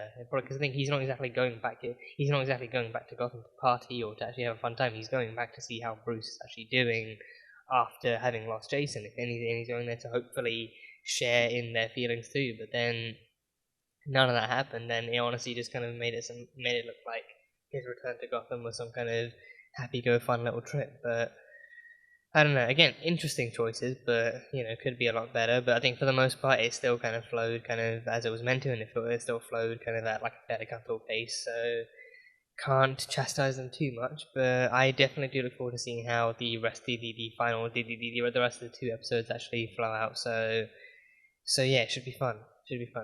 And we had some stuff going on with Corey too. With Corey, I think she was trying to have a drink, trying to actually have a toast to Jason, but then she didn't get to complete that toast and dropped it, and then started having a vision. So I think we've seen glimpses of her vision from the trailer too. I think she was on some kind of like medical trolley being carted off to God knows where, and she was actually surrounded by like dudes with goggles and medical hazmat suits or whatever, and just being carted off and seeing all these things, and then her eyes glowing and everything. I think even in regular kind of like Tamaran form, even without the glowing eyes from her vision, I think even then like her iris looks a lot different than we've seen before. I think before season 1 and season 2, I pretty strongly remember her having like normal human looking eyes, like not necessarily like eyes that really pop out at you too much, or eyes that really look too different. But I think now her iris actually seems to have like a noticeably different color too. So I think I wonder if maybe that's because she, as like a biological Tamaranian, is Tamaranian. I guess Tamaranian. If she as a biological Tamaranian is changing somehow. Like, I mean, she's got a new suit already. She's got a new suit and seemingly much better control over her powers and her abilities too. So it would only make sense that maybe her appearance does change a bit more too. And I think even at the end of season 2, she did mention that her powers get weirder, but then Rachel's powers get stronger because Rachel actually summoned like a fake Bruce Wayne that diner to talk to them all and everything. So then her powers get weirder, but then Rachel's get stronger. So now they're both kind of evolving. They're both getting stronger. They're both actually getting more stronger and comic accurate powers. So now with Corey's, I think her. I mean, it's not the first time she's had visions at all, but now. But now it's definitely different now, because I think as soon as she snapped out of the vision, she's immediately outside Titan's Tower on the road in the middle of like a pedestrian-looking crossing and everything, and just like seconds away from being run over or something. So she was like, in her regular clothes, in the regular robes that she was wearing. So apparently now I think she like not necessarily sleepwalks, but now has like vision walks where she enters a vision, walks for a bit, and then suddenly ends up in the middle of nowhere. So if that carries on, it's going to be extremely dangerous. But hopefully we find out what those visions are about soon enough, and then we can kind of catch on to them and define them before things get too dangerous or terrifying. So yeah, very excited to see what Corey can do. Very excited to see what Corey's going to do this season, like her interaction with Blackfire coming up and seeing what Blackfire's all about and what her powers are and everything else. So it should be very fun. It should be very fun. But yeah, that is pretty much it. That is pretty much all I've picked up from this one. I trust I'm not really forgetting anything. All notes have been crossed off, but I think, I don't know, I mean, if there are any minor stuff, I think just pretty much looking forward to seeing what the whole 8 dead bodies found thing is about. I'm half convinced that could be Red Hood. I'm half convinced that could actually be Red Hood coming in. And I think, I don't know, maybe if he's not Red Hood yet, but he started killing. Maybe if he hasn't actually adopted the identity of Red Hood just yet, but he has already actually started killing too. So, yeah, because then I think the transition, like the speed at which this kind of story is unfolding is also ridiculously fast too. Like, I think I would be somewhat surprised if Jason also did find out that Bruce had already moved on in the time that he was presumed dead too. So then maybe if he does somehow catch on to that kind of news, then maybe he then feels like maybe then he actually does end up feeling betrayed, and he actually goes to go, and then he actually moves into the mantle of Red Hood after that too. So hopefully that's like something that actually gets clarified later on. But either way, I am curious to know how that kind of thing rolls out. But yeah, no, I'm just eager to see how the Red Hood thing actually rolls out, and actually seeing how he becomes Red Hood, and how kind of maybe I don't know if that's the last we'll see of Bruce, but Bruce killed Joker too. Bruce actually killed Joker. Bruce actually, I think he's in Arkham, so I kind of have to feel like I think because I don't know if he would have been let in and then let out again as a Bruce Wayne. I kind of have to feel like he actually secretly suited up again as Batman, broke into Arkham, beat Joker to death, and he even did the same thing. He even actually told him, like, like Joker was actually laughing the entire time because he already knew that he won, so he was just kind of giving into his death too. So then, he literally gave Joker the same crowbar to the head and body treatment that he gave Jason. So he's killed Joker, and then just like in the alternate universe thing that Trigon created in season 1 for Dick, he ends up killing the Joker and stuff and actually finishing the job. So yeah, he's killed Joker, he's gone off the rails, and now he doesn't even believe that he deserves to be Batman, or that he kind of can be Batman anymore. So now he's telling Dick to be the Batman that he could never be. So yeah, it's going to be super interesting to see how this rolls out. I think this might be even more kind of reason to bring the team back together to actually stop Red Hood too. So I'm eager now. I'm all the more eager now to see Jason as Red Hood, and seeing how Karen Walters actually pulls him up and everything. So yeah, and definitely goes without saying, at some point I need to actually get into the Batman, like the Red Hood's the Red Hood comics in particular, and to get into the Red Hood comics and see what's been happening. Because I do remember seeing an interview where, because of how the production of the season was actually halted because of COVID, because they actually had to kind of pause halfway through because of COVID, or like a quarter of the way through because of COVID, that kind of gave the actors some time off, and like some kind of like the actors then just weren't kind of called in to film anything else because they need to actually maintain all the regulations. So that I actually saw in like an interview that Karen did, that he took that time to both mentally and physically prepare for playing Red Hood. Like, he actually delved even deeper into the comics to see what other kind of Red Hood material that they could use for the show, or like what other stuff they might use that he could actually learn and understand a bit more about. And he said that he kept on actually reading comments or at least he at least knows about how fans actually send some actors comments being like, oh, you're too thin, or you're too big to play this character, you need to bulk up or bulk down, or you just don't look right for the character. So he's aware of that kind of, culture around fan responses to various castings. So then he actually made sure to not only actually read even deeper and actually understand the kind of hard, like the heartfelt and hardcore logic of Red Hood from the beginning, but then also to actually make sure he actually bulked up to make sure that he actually fit and actually looked big enough and strong enough to be Red Hood too. So Karen Walters, he's saying he has put in the work to make sure that Red Hood actually feels like a justified and like comic accurate character in this. So for that reason, knowing how much he's put into this, for that reason, I'm all the more excited to actually see how the story unfolds, how that character gets brought to life, and how he rolls out in this season. So it should be fun. So yeah, but I mean, I think it goes without saying that that kind of fan response too is just I'm not like the biggest fan of it. Like fans immediately jumping onto kind of and especially when people of color are cast to actually play certain characters too. Then all the worms come out of the woodwork and start to explicitly bash on the characters. But then even if even if the actual the race of the actor is accurate to the actual race of the character. Then they always still have something to say. They always still have something to say.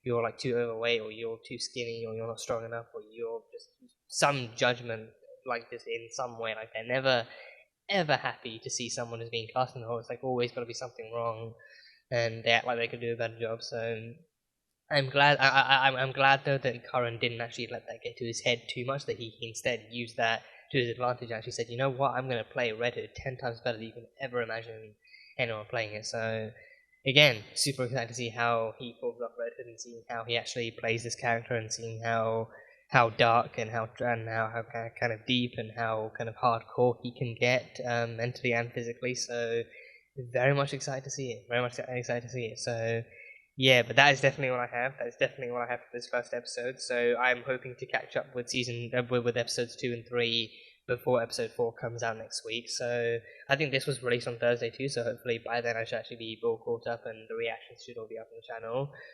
Also, I think I did a movie reaction, The Suicide Squad. Loved it to bits and pieces. Easily one of my favorite superhero movies of the year. So absolutely feel free to go check that out. That should already be up on the channel by now. And stuff, but yeah, that is pretty much what I have. So that was Titans Season 3, Episode 1. So thank you guys, as always, for being here, and thank you so much for being here and for watching this video. If you guys enjoyed it, then salt and burn that like button. Comment on what you thought of the episode and what you think is coming up next time, in the next couple of episodes on Titan Season 3 and what you're looking forward to. And once again, the full-length reaction will be available on Patreon, so you can go check that out over there. And yeah, that is it. So, I will see you guys next time.